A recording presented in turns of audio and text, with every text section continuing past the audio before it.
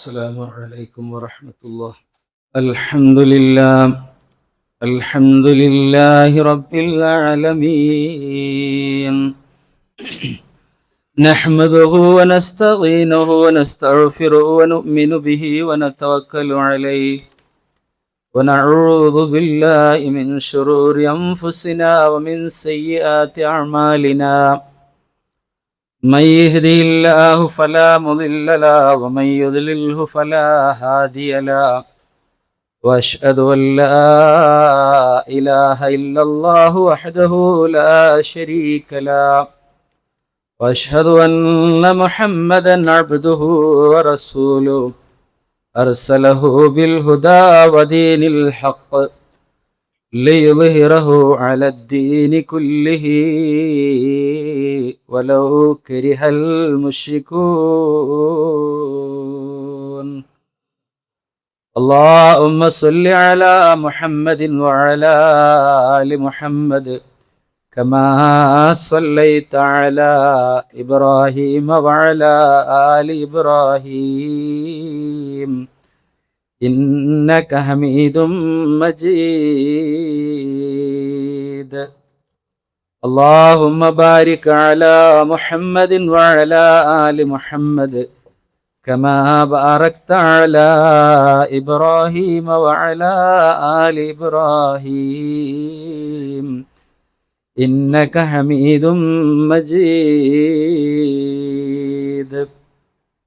أما بعد فإن خير الكلام كلام الله وخير الهدي هدي محمد مصطفى صلى الله عليه وسلم وشر الأمور محدثاتها وكل محدثة بدعة وكل بدعة ضلالة وكل ضلالة في النار. أعوذ بالله من الشيطان الرجيم. بسم الله الرحمن الرحيم. يا أيها الذين آمنوا اتقوا الله حق تقاته ولا تموتن إلا وأنتم مسلمون.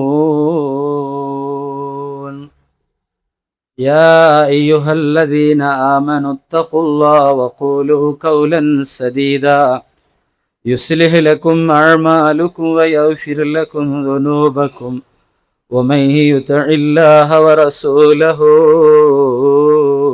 فقد فاز فوزا عظيما. بسم الله الرحمن الرحيم.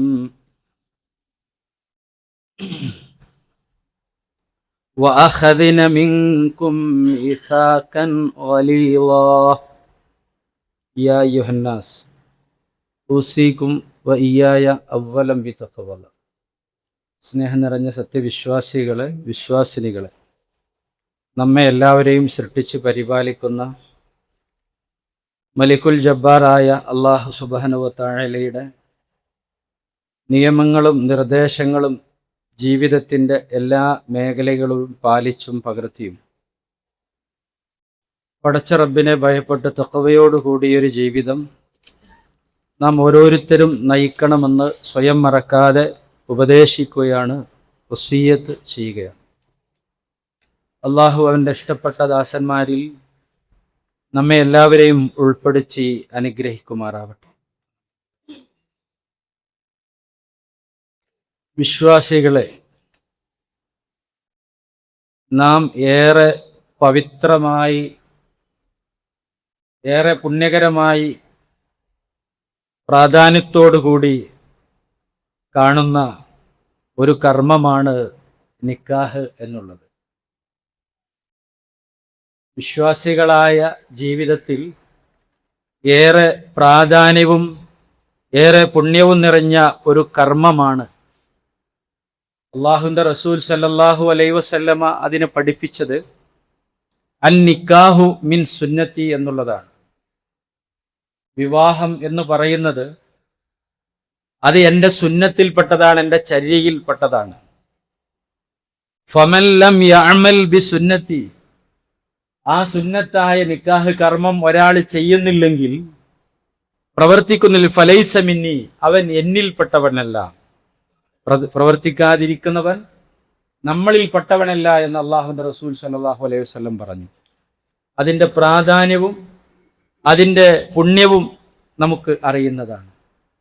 ഇന്ന് നാം മനസ്സിലാക്കുന്നത് പോലെ ആധുനിക തലമുറയിലെ പെൺകുട്ടികൾ പ്രത്യേകിച്ച് വിവാഹം എന്ന കർമ്മത്തോട് വിമുഖത കാണിക്കുകയും അത് തന്റെ സ്വാതന്ത്ര്യത്തിനും തന്റെ സ്വൈര്യമായ ജീവിതത്തിനുമൊക്കെയുള്ള ഒരു കടിഞ്ഞാണിടലായിരിക്കും, അല്ലെങ്കിൽ അത് എന്നെ പ്രത്യേകമായി ഒരു തടവറയിലിടായിരിക്കും എന്നൊക്കെ പറഞ്ഞ് പിന്മാറിക്കളയുന്ന അവസ്ഥകൾ നാം കാണാറുണ്ട്.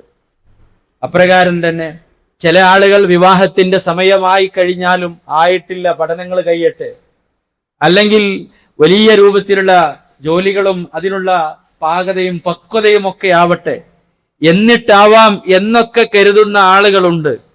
പക്ഷേ നമ്മൾ മനസ്സിലാക്കേണ്ടത് പരിശുദ്ധ ഖുർആനിന്റെ ഒരു കൽപ്പനയാകുന്നു നിങ്ങൾ വിവാഹം ചെയ്യണം എന്നുള്ളത്, വിവാഹം ചെയ്യിപ്പിക്കണം എന്നുള്ളത്. വഅൻകിഹു അൽ അയാമ മിൻകും വസ്സാലിഹീന മിൻ ഇബാദിക്കും, നിങ്ങളിലെ വിവാഹം ചെയ്യാത്ത സ്ത്രീകളെയും നല്ലവരായവരെയും അടിമകളെയും എല്ലാം നിങ്ങൾ വിവാഹം ചെയ്യിപ്പിക്കണം എന്ന് രക്ഷിതാക്കളുടെ കടമയായിട്ട് ഖുർആൻ പറയുകയാണ്.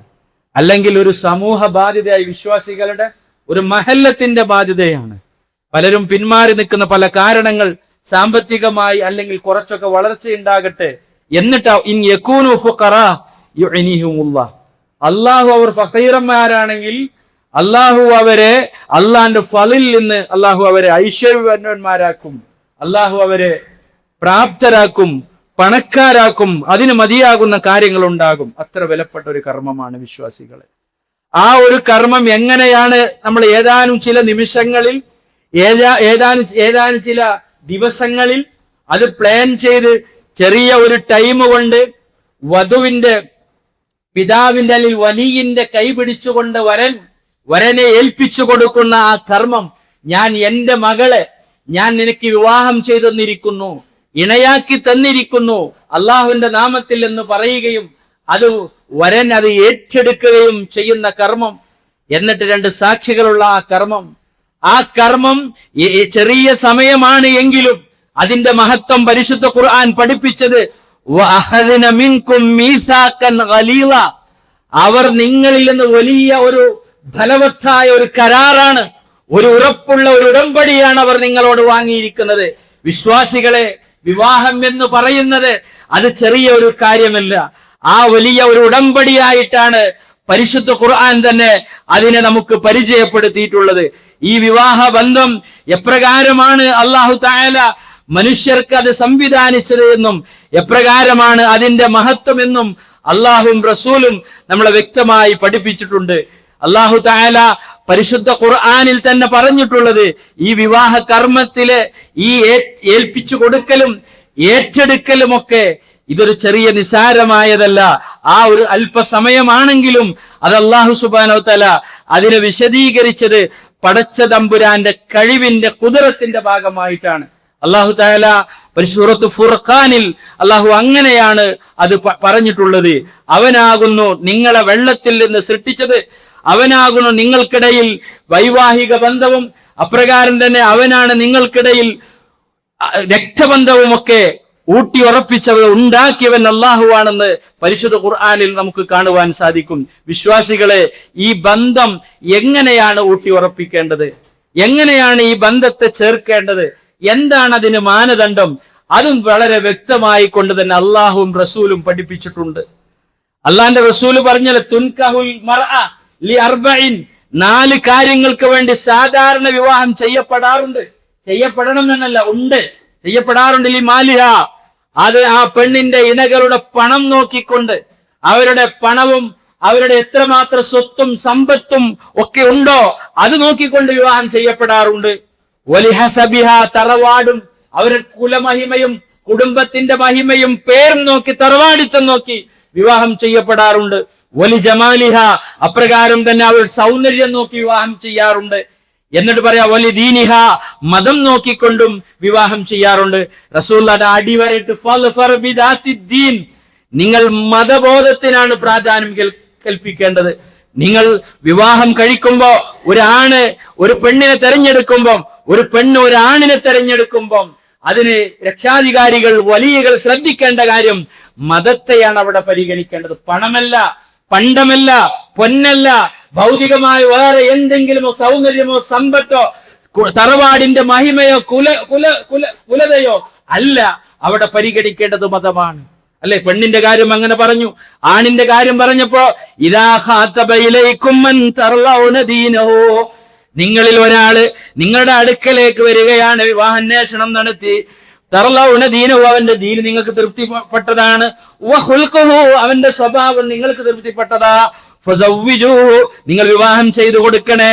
ഇല്ലാ തഫ്അലു തകുൻ ഫിത്ന, നിങ്ങൾ അത് ചെയ്തിട്ടില്ലെങ്കിൽ കുഴപ്പമുണ്ടാകും. ഫിൽ അർളി, ഭൂമിയിൽ. വഫസാദൻ, കുഴപ്പമുണ്ടാകും. ഫിത്ന ഉണ്ടാകും. അരീള, പ്രകടമായ.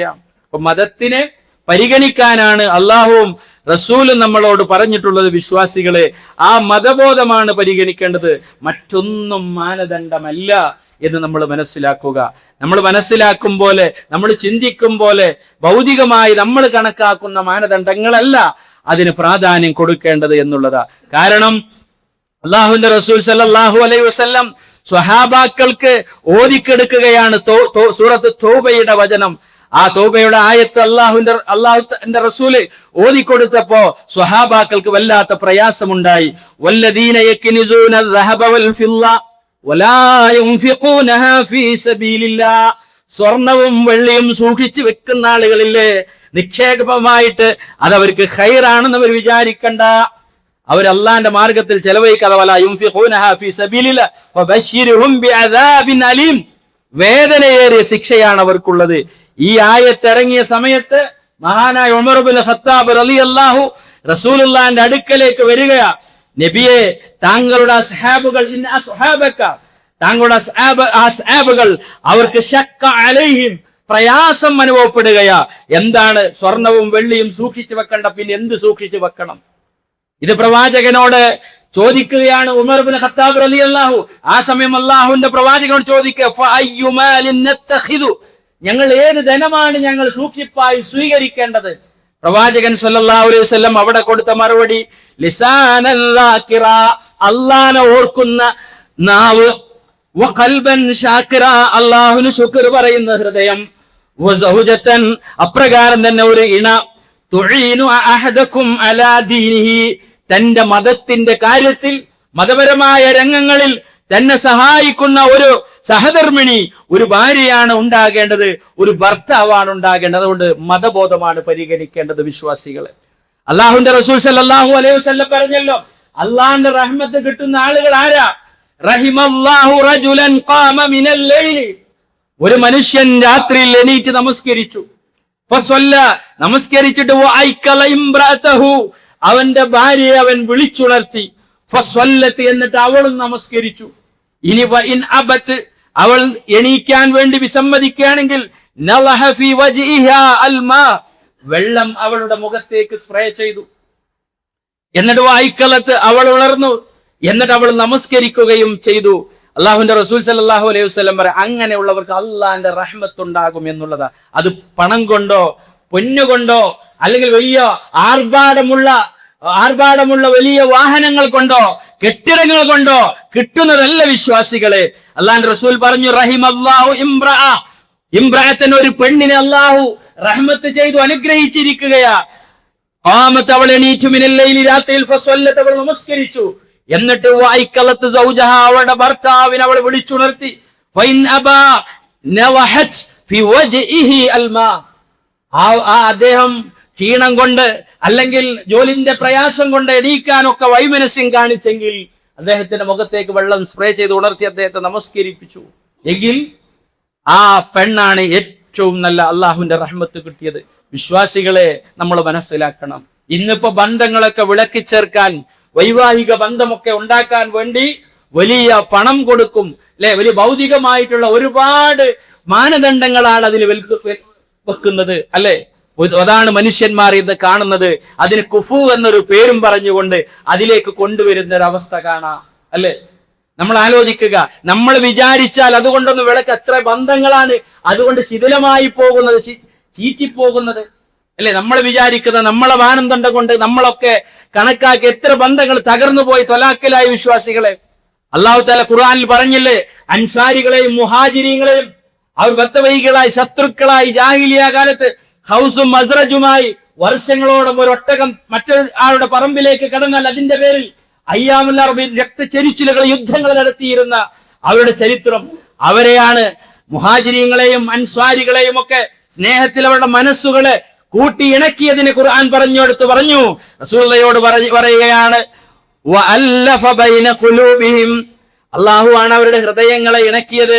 ലൗ അൻഫഖത മാ ഫിൽ അർളി ജമീഅൻ മാ അല്ലഫത ബൈന ഖുലൂബിഹിം, നബിയെ ഭൂമിയിലുള്ള മുഴുവൻ ചെലവഴിച്ചാലോ ഹൃദയങ്ങളെ ഇണക്കാൻ. അതുകൊണ്ട് നമ്മൾ മനസ്സിൽ ഇണക്കം, ഭാര്യയുടെയും ഭർത്താവിന് ഇണകൾക്കുള്ള ഇണക്കം അത് അല്ലാഹു തരേണ്ടതാ. അത് സമ്പത്ത് കൊണ്ടുണ്ടാക്കാൻ കഴിയുന്നതല്ല. വലാകിൻ അല്ലാഹ അല്ലഫ ബൈനഹും, അല്ലാഹു അവർക്കിടയിൽ ഇണക്കമുണ്ടാക്കും. വിശ്വാസികളെ നമ്മൾ മനസ്സിലാക്കുക, ഇങ്ങനെ അള്ളാഹുവിന്റെ ഇണക്കം കിട്ടണമെങ്കിൽ, അള്ളാഹുവിന്റെ റഹ്മത്ത് കിട്ടണമെങ്കിൽ നമ്മൾ മനസ്സിലാക്കേണ്ടത്, അവിടെ പരിഗണിക്കേണ്ടത് മതപരമായ ബോധമാണ്. അങ്ങനെയുള്ള ആളുകൾക്ക് അള്ളാന്റെ സഹായം ഉണ്ടാവുന്ന അള്ളാന്റെ റസൂൽ പറഞ്ഞു. അള്ളാന്റെ ഹബീബ് എന്താ പറഞ്ഞത്? സലാസത്തുൻ ഹഖ്ഖുൻ അലല്ലാഹി ഔനഹും, 3 വിഭാഗം ആളുകളെ സഹായിക്കൽ അള്ളാഹുവിന് കടമയാണ്, ബാധ്യതയാണ്.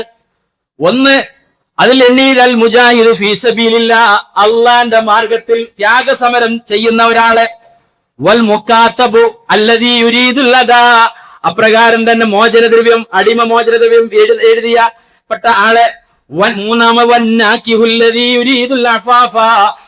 ലൈംഗികമായ വിശുദ്ധമായ സംശുദ്ധമായ പവിത്രമായ നല്ല ജീവിതം നയിക്കണമെന്ന് ആഗ്രഹിച്ച് വിവാഹം ചെയ്യുന്ന ആളെ, അങ്ങനെയുള്ള ആളെ അള്ളാഹു സഹായിക്കും. അങ്ങനെയുള്ള ആണിനെയും പെണ്ണിനെയും അള്ളാഹുവിന്റെ സഹായങ്ങൾ ഉണ്ടാകും എന്നാണ് പരിശുദ്ധ ഖുർആൻ നമ്മളെ പഠിപ്പിച്ചത്.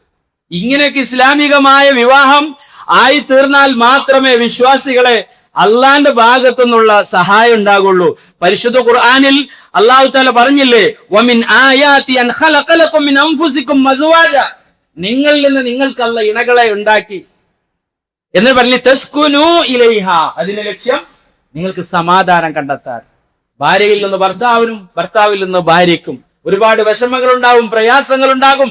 അതൊക്കെ ഉള്ളു തുറന്ന് പറയാനും പങ്കുവെക്കാനും പരിഗണിക്കാനും അതൊക്കെ പരിഹരിച്ചു കൊടുക്കാനും അങ്ങോട്ടും ഇങ്ങോട്ടും ഒക്കെ മനസ്സ് തുറക്കാൻ, അല്ലേ? അല്ലാഹുവിന്റെ റസൂൽ സല്ലല്ലാഹു അലൈഹി വസല്ലം ഇറാ ഗുഹയിൽ നിന്ന് ജിബ്രീൽ അലൈഹി സ്വലാത്തു വസ്സലാമിനെ കണ്ട് പേടിച്ച് പനിച്ച് വിറച്ച് പുതപ്പിട്ട് മൂടിത്തരൂ ഖദീജ എന്ന് പറഞ്ഞ് ഖദീജ റളിയല്ലാഹു അൻഹയോട് പറഞ്ഞു, ഖദീജ അവിടെ സമാധാനിപ്പിച്ചില്ലേ? പേടിച്ച് പനിച്ച് വരത്ത പ്രവാചകനോട് പറ, നിങ്ങൾ വിഷമിക്കണ്ട, പ്രവാചകന്റെ നല്ല ഗുണങ്ങൾ എടുത്തു പറഞ്ഞു പാവങ്ങളെ സഹായിക്കുന്ന ആളാ, അതിഥികളെ ആദരിക്കുന്ന ആളാ, ഒന്നുമില്ലാത്തവർക്ക് സമ്പാദിച്ചു കൊടുക്കുന്ന ആളാ, കുടുംബബന്ധം ചേർത്തുന്ന ആളാ, അള്ളാഹു നിങ്ങളെ കൈവിടൂല എന്ന് സമാധാനിപ്പിക്കുന്ന സ്വസ്ഥമാക്കുന്ന ഒരവസ്ഥ നമുക്ക് കാണുവാൻ സാധിക്കും. വിശ്വാസികളെ തസ്കുനു ഇലൈഹ, സമാധാനം കണ്ടെത്തണം. വജഅല ബൈനക്കും, അള്ളാഹു ഇട്ടുതരും അൽ മവദ്ദ, വജഅല ബൈനക്കും അൽ മവദ്ദ, അള്ളാഹു തആല നിങ്ങൾക്കിടെ മവദ്ദത്തിനെ ഇട്ടുതരും, സ്നേഹത്തെ പ്രേമത്തെ അള്ളാഹു ഇട്ടുതരും. വ്യത്യസ്ത കുടുംബങ്ങളിൽ നിന്ന്, വ്യത്യസ്തമായ സാഹചര്യങ്ങളിൽ നിന്ന്, വ്യത്യസ്ത അഭിരുചികളിൽ നിന്ന് സ്വഭാവക്കാരായ ആളുകൾ ഒന്നിക്കുന്നതിലൂടെ വജഅല ബൈനക്കും മവദ്ദതൻ, അള്ളാഹുവിടെ സ്നേഹം ഉണ്ടാക്കി തരും. അതിന് എന്ത് കണ്ടീഷൻ ഉണ്ട്? അല്ലാഹു റസൂൽ പറഞ്ഞ ദീന് പരിഗണിച്ചുകൊണ്ട് വിവാഹം ചെയ്യണം.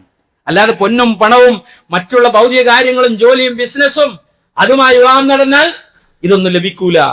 അത് കുറച്ചു കഴിഞ്ഞാൽ, അതൊക്കെ കഴിഞ്ഞാൽ പൊട്ടിച്ചീറ്റി പോകും. വറഹ്മതൻ, അല്ലാഹു കാരുണ്യം തരും, അല്ലെ? ഈ കൗമാരത്തില് ഇവർക്ക് ചോരത്തിളപ്പുള്ള സമയത്തിൽ സ്നേഹവും പ്രേമവും കാണാതിരിക്കാനും, അല്ലെ, ഒന്നും വയ്യാത്ത അവസ്ഥ ഒക്കെ ഉണ്ടാകും. കുറച്ചു കാലം കഴിഞ്ഞ് പ്രായാധിക്യമാകുമ്പോ ഈ വധുവരന്മാർക്കിടയിൽ കാരുണ്യം ഉണ്ടാകും, അല്ലെ? ഭർത്താവ് മരിച്ചുപോയ ഭാര്യ വല്ലാതെ വിങ്ങിക്കരയുന്നത് കാണാം, എന്റെ ഭർത്താവുള്ള സമയം. അതേ രൂപത്തിൽ തന്നെ ഭാര്യ നേരത്തെ മരിച്ചുപോയ ഭർത്താക്കന്മാർ കരയുന്നത് കാണാൻ സാധിക്കും, എന്റെ ഭാര്യയുള്ള സമയം, അല്ലെ? ഒരു സ്ഥലത്ത് ഞാൻ സംഭവിച്ചത് ഓർത്തു പോവുകയാണ്. അദ്ദേഹം സംഭവം എന്താ, ഒരു പ്രായം ചെന്ന മനുഷ്യന് കണ്ണിന്റെ കാഴ്ച നഷ്ടപ്പെടുകയും കുറച്ച് കാലം കഴിഞ്ഞപ്പം കാസർഗോഡ് ഭാഗത്ത് സംഭവിച്ചതാ, കുറച്ച് സമയമായിട്ടുള്ളൂ. എന്നിട്ട് കുറച്ച് കഴിഞ്ഞപ്പോ അദ്ദേഹത്തിന്റെ കാഴ്ച അല്പം ഒന്ന് തുറന്ന സമയത്താണ് അദ്ദേഹത്തിന്റെ ഭാര്യ അവശയായിക്കൊണ്ട് ബെഡിൽ വർഷങ്ങളായി കിടക്കുന്ന അവരുടെ ശരീരവും രൂപവും ഒക്കെ കണ്ടിട്ട് ഇദ്ദേഹത്തിന് ഹാർട്ടിന് പ്രയാസം വരികയാണ്, ഹൃദയാഘാതം വരികയാണ്, ഹോസ്പിറ്റലിൽ കൊണ്ടുപോവുകയാണ്. ഇത് കാരണം അന്ന് രാത്രി തന്നെ അദ്ദേഹത്തിന്റെ ഭാര്യ മരിക്കുകയും ഇദ്ദേഹത്തിനെ പോലും അറിയിച്ചാൽ താങ്ങാനാവുകല്ലോ. പ്രായം ചെന്ന ഭാര്യയും ഭർത്താവും അവരുടെ സ്നേഹം. വിശ്വാസികളെ, ഇത് റഹ്മത്താണ്. ഇത് റഹ്മത്ത് അല്ലാഹു ഇട്ടു തരും. ഇന്ന ഫീ ദാലിക ലആയാതിൻ ലിഖൗമി യതഫക്കറൂൻ. ചിന്തിക്കുന്ന ആളുകൾക്ക് ഇതിൽ ദൃഷ്ടാന്തമുണ്ട്. വിശ്വാസികളെ, നമ്മൾ മനസ്സിലാക്കുക, ഇത്രയും പ്രാധാന്യമുള്ള, ഇത്രയും അധികം പുണ്യമുള്ള ഒരു കർമ്മമാകുന്നു വിവാഹം എന്നുള്ളത്. ഈ വിവാഹത്തെ ഇത്രയധികം പ്രാധാന്യത്തോടും പുണ്യത്തോടും നമ്മൾ കാണേണ്ട ഈ കർമ്മത്തെ ഇന്നത് കളികളും തമാശകളുമായി അതിനെ ആകെ പറയിപ്പിക്കുന്ന രൂപത്തിലേക്ക് ആക്കി തീർത്തു. ആര്? മുസ്ലിം ഉമ്മത്തിലെ ആളുകൾ അല്ലെ? ഇന്ന് മറ്റുള്ള ആളുകളെ പരിഹസിക്കുകയാ, കളിയാക്കുകയാ അല്ലെ? റോഡ് ബ്ലോക്ക് ആക്കിക്കൊണ്ട് പല കോപ്രായങ്ങളും കാണിച്ച് യാത്രക്കാരെ തടസ്സപ്പെടുത്തി രോഗികളുടെ ആംബുലൻസിനെ ഒക്കെ ബ്ലോക്ക് ചെയ്ത് അല്ലെ, പല പാട്ടും കൂത്തും ഡാൻസും നടുറോഡിലിട്ട് അടിയും പിടിയും ഉണ്ടാക്കി നിയമപാലകർ വരെ ഇടപെട്ടുകൊണ്ട് അല്ലെ ആളുകളെ കൊണ്ട് പറയിപ്പിക്കുന്ന രൂപത്തിൽ JCBയിലും കാളവണ്ടിയുള്ള കോപ്രായങ്ങളും കോമാളിത്തരങ്ങളും ആണും പെണ്ണും ഒരു ഉളുപ്പും ലക്ഷ്യവുമില്ലാതെ പൊതുവായിട്ട് ആടിയും പാടിയും ഡാൻസും പാട്ടും മുസ്ലിം ഉമ്മത്തിലെ ആളുകളുടെ വിവാഹത്തിൽ, മറ്റു ഇതര ആളുകളുടെ വിവാഹത്തിൽ അങ്ങനെ പേക്കുത്തുകൾ കാണാനില്ല. ആരാ നമ്മള്? ഖൈറുമ്മത്താ നമ്മള്. ആരാ നമ്മള്? വജഅൽനാകും ഉമ്മത്തൻ, വകദാലിക ജഅൽനാകും ഉമ്മത്തൻ ലിതകൂനു ശുഹദാ അലന്നാസ്. നിങ്ങളെ അല്ലാഹു ഒരു സമുദായമാക്കിയത് മറ്റു ജനങ്ങൾക്ക് നിങ്ങൾ മാതൃകയാകാനാ, സാക്ഷികളാകാനാ. നിങ്ങളെ കണ്ടിട്ട് അവർ പഠിക്കണം. നിങ്ങളെ കല്യാണം, നിങ്ങളെ ജീവിതം, നിങ്ങളെ വിശ്വാസം അല്ലേ? ലിതകൂനു ശുഹദാ അലന്നാസ് വയകൂന റസൂലു അലൈക്കും ഷഹീദ. നിങ്ങൾക്ക് സാക്ഷി മാതൃക റസൂല. ആ ഉമ്മത്തിന്റെ അവസ്ഥയാ വിശ്വാസികളെ. അല്ലാഹുവിന്റെ റസൂൽ എന്താ പറഞ്ഞത്? റസൂൽ പറഞ്ഞു, മൂന്ന് കാര്യങ്ങളിൽ നിങ്ങൾ ഒരിക്കലും കളിക്കാൻ പാടില്ല, തമാശ പാടില്ല. ത്വലാഖ് കൊണ്ട് കളിക്കരുത്, വന്നിക്കാഹു നിക്കാഹ് കൊണ്ട്, കല്യാണം കൊണ്ട് കളിക്കരുത്, അതുപോലെ വിവാഹം, അതുപോലെ മോചനദ്രവ്യം കൊണ്ട്.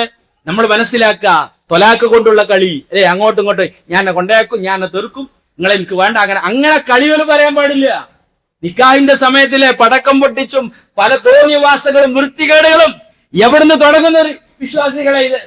പെണ്ണ് കാണാൻ വരുന്ന സമയത്ത് മിഠായിയുടെ പൊതിയും, അത് കുറെ പല മിഠായികളും, അതിന് ആരവാരങ്ങളും, അതിനൊരു വരവേൽപ്പും, പല പൂരത്തിനും മറ്റുമൊക്കെയുള്ള ആഘോഷങ്ങൾക്ക് ചെയ്യുന്ന അതിന് ഒരു എഴുന്നള്ളിപ്പും അല്ലെ, അതിന് പിന്നിൽ കുറെ ആളുകളും. എന്നിട്ട് അത് ഇസ്ലാമിയത്തില്ല, ഇസ്ലാമിക വേഷമില്ല, അതിങ്ങനെ ഫോട്ടോ വെച്ച്, വീഡിയോ വെച്ച്, റീൽസ് ഇട്ട് മറ്റുള്ള ആളുകളെ കാണിച്ച് ഈ മുസ്ലിം ഉമ്മത്തിനെ പറയിപ്പിക്കുന്ന രൂപത്തിലേക്ക് വിവാഹം അധപ്പതിച്ചു കൊണ്ടിരിക്കുകയാ അല്ലേ?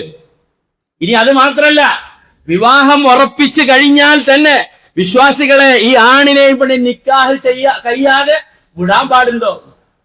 എന്നിട്ടെന്താ, വിവാഹം ഉറപ്പിച്ചൊന്ന് പെണ്ണ് കണ്ട് ഇഷ്ടപ്പെട്ട് കഴിഞ്ഞാ പിന്നെ മൊബൈൽ ഫോൺ കൊടുക്കുക, പിന്നെ അങ്ങോട്ടും ഇങ്ങോട്ടും സംസാരം.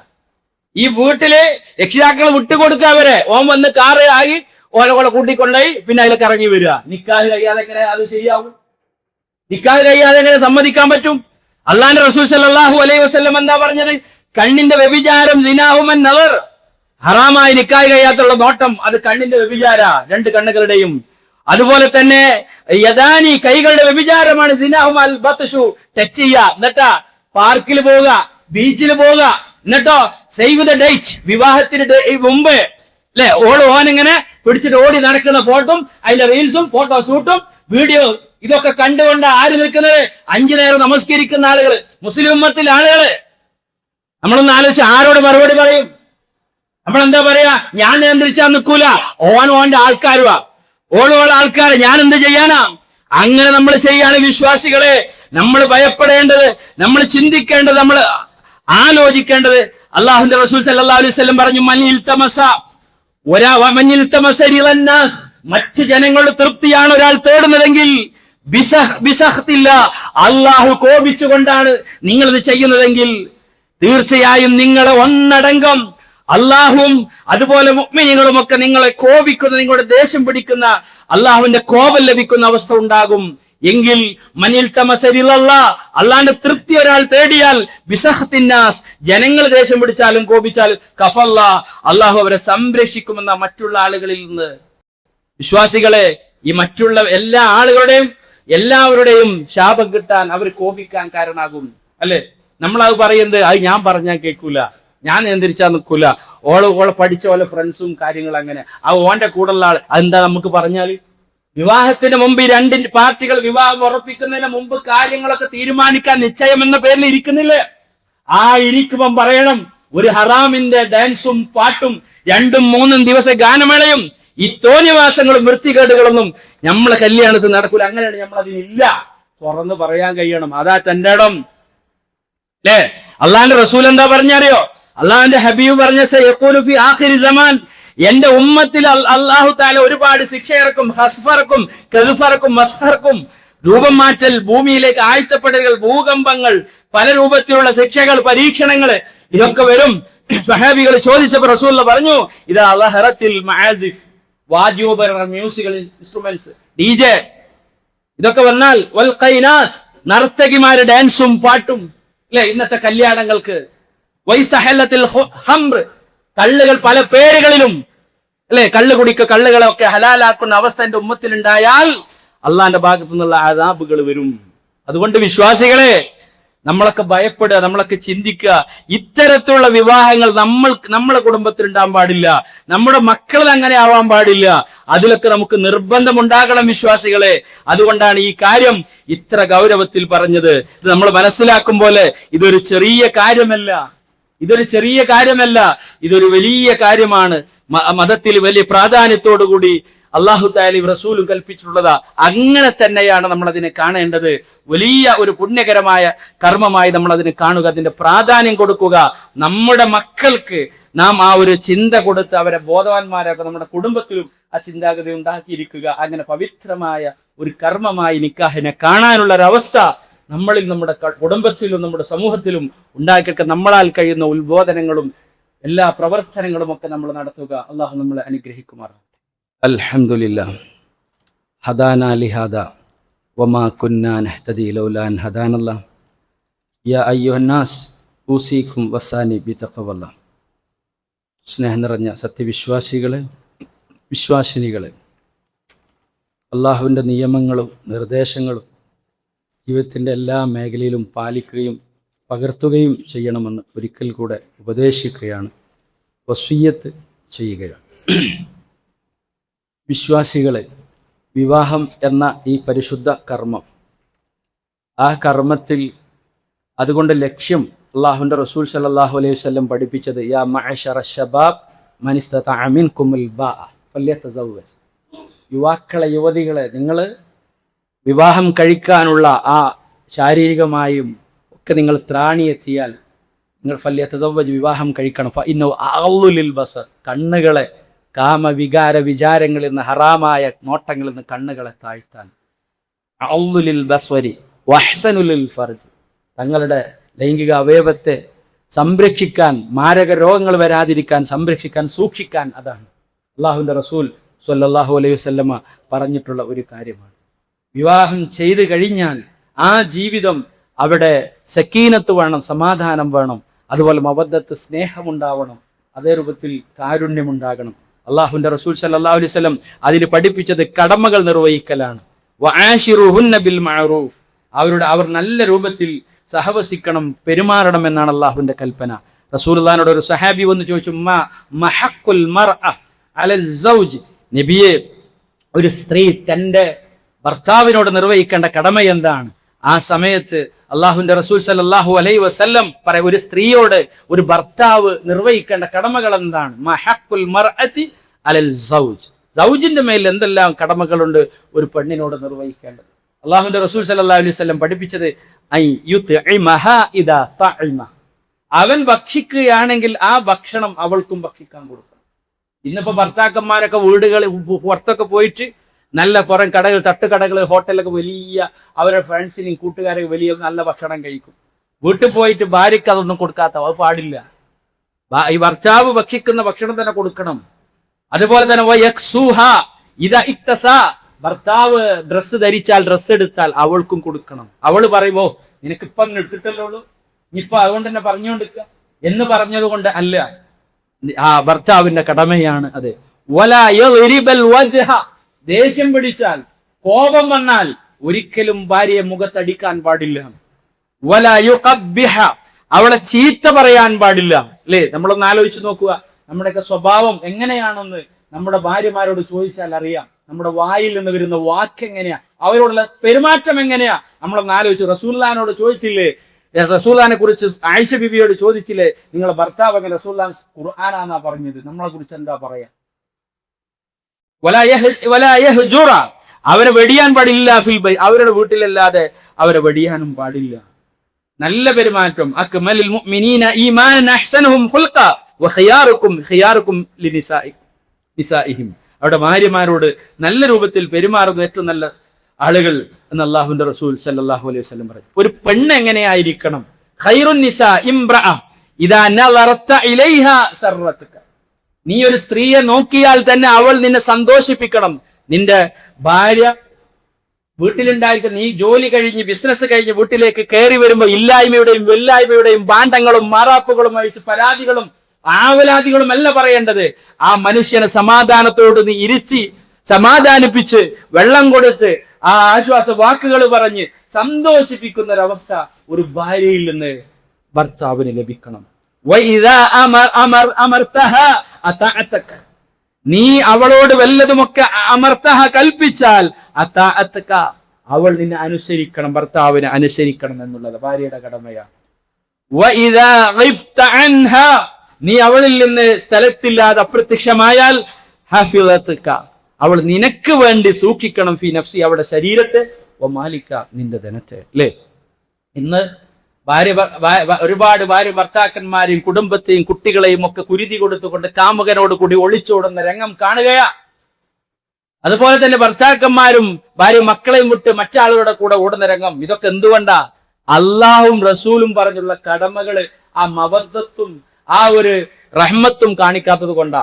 അള്ളാഹു റസൂൽ സല്ലല്ലാഹു അലൈഹി വസല്ലം ആയിഷ റളിയല്ലാഹു അൻഹയുമായി ഓട്ടമത്സരം നടത്താറുണ്ട്. ഹദീസുകളിൽ കാണാം. ഒരു പ്രാവശ്യം ആയിഷ റളിയല്ലാഹു അൻഹ ജയിച്ചു. പ്രവാചകൻ ആ സമയം ഓട്ടമത്സരം തോറ്റു. പിന്നെ ആയിഷ റളിയല്ലാഹു അൻഹ അല്പമൊക്കെ ശരീരമൊക്കെ ഒന്ന് ശരീരം തടി കൂടി വന്നു. പ്രവാചകൻ സല്ലല്ലാഹു അലൈഹി വസല്ലം അല്പം മെലിഞ്ഞു. റസൂലുള്ളാഹി പറഞ്ഞു, നമുക്ക് ഒരു ഓട്ടമത്സരം നടത്തല്ലേ? അപ്പൊ പ്രവാചകൻ മുമ്പിലെത്തി ജയിച്ചു. ആയിഷനോട് പറഞ്ഞു, അന്ന് നീ എന്നെ തോൽപ്പിച്ചതിന് പ്രതികാരമാണ് ഈ തോൽപ്പിച്ചത്. അല്ലെ? നോക്കൂ നിങ്ങൾ, അവര് ഭക്ഷണം കഴിക്കുമ്പം ഒരു മാംസ കഷ്ണ ഹദീസുകളിൽ കാണാം, പ്രവാചകൻ അത് കടിക്കും.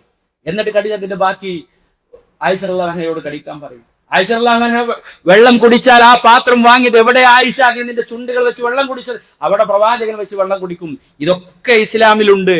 ഇതെല്ലാം വിവാഹം കഴിഞ്ഞതിന് ശേഷം മവദ്ദത്തും റഹ്മത്തും ഒക്കെ ഉണ്ടാകണം, അത് ഉണ്ടായിത്തീരണം. ഇതൊക്കെ പ്രവാചകന്റെ മാതൃകയിലുള്ളതാണ്. വിശ്വാസികളെ നമ്മൾ മനസ്സിലാക്കുക, ഇതെല്ലാം ഉൾക്കൊണ്ടുകൊണ്ട് നമ്മൾ ജീവിക്കുക. അപ്രകാരം തന്നെ നമ്മൾ നമ്മുടെ ഒരു ആദ്യമായി വിവാഹം ചെയ്യുന്ന ആളുകൾക്ക് അവർക്ക് വേണ്ടിയുള്ള ഉപദേശങ്ങളും നിർദ്ദേശങ്ങളും ഇന്ന് നമ്മുടെ ഭാഗത്ത് ഉണ്ടാവണം. പലപ്പോഴും നമ്മൾ എല്ലാ കാര്യങ്ങൾക്കും വേണ്ടി നമ്മളെ മക്കൾക്ക് വേണ്ടി പല കോച്ചിങ്ങുകളും അതുപോലെ തന്നെ പല കാര്യങ്ങളൊക്കെ നമ്മൾ നൽകും. പലപ്പോഴും നമ്മൾ മറന്നു പോകുന്ന കാര്യമാണ് അവർക്ക് വേണ്ട, അവരുടെ ജീവിതത്തിൽ അവർ പകർത്തേണ്ട കാര്യങ്ങളെ ഒക്കെ മറന്നു പോകുന്ന ഒരവസ്ഥ. അള്ളാഹുവിന്റെ റസൂൽ സല്ലല്ലാഹു അലൈഹി വസല്ലമ പഠിപ്പിച്ചിട്ടുള്ളത് നമ്മൾ മനസ്സിലാക്കുക. തീർച്ചയായിട്ടും അള്ളാഹുവിന്റെ റസൂൽ സല്ലല്ലാഹു അലൈഹി വസല്ലം പറഞ്ഞു, ഒരാള് വിവാഹം ചെയ്തു കഴിഞ്ഞാൽ അവന്റെ വിരിപ്പിലേക്ക്, കിടപ്പറയിലേക്ക് അവന്റെ ഭാര്യ വന്നു കഴിഞ്ഞാൽ ആദ്യമായി എന്ത് ചെയ്യണമെന്ന് അള്ളാഹുവിന്റെ റസൂൽ സല്ലല്ലാഹു അലൈഹി വസല്ലം പറഞ്ഞു, അവളുടെ തലയിൽ വെച്ചുകൊണ്ട് ബർക്കത്തിന് വേണ്ടിയുള്ള ദുആകള്, പ്രാർത്ഥനകൾ നടത്തണം. അള്ളാഹുവെ, ഇവളുടെ ഖൈറിൽ നിന്നും, അല്ലാഹുവെ ഇവളെ നീ സൃഷ്ടിച്ച അതിന്റെ ഖൈറിൽ നിന്നും ഞാൻ നിന്നോട് അഭയം തേടുന്നു എന്ന് ചോദിക്കണം.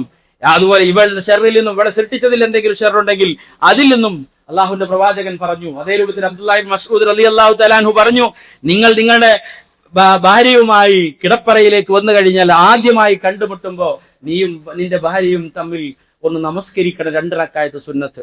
എന്നിട്ട് അള്ളാഹുവിനോട് ഹൈറിന് വേണ്ടി പ്രാർത്ഥിക്കണം. ഇതൊക്കെ പ്രവാചകൻ പഠിപ്പിച്ച മാതൃകകളാ.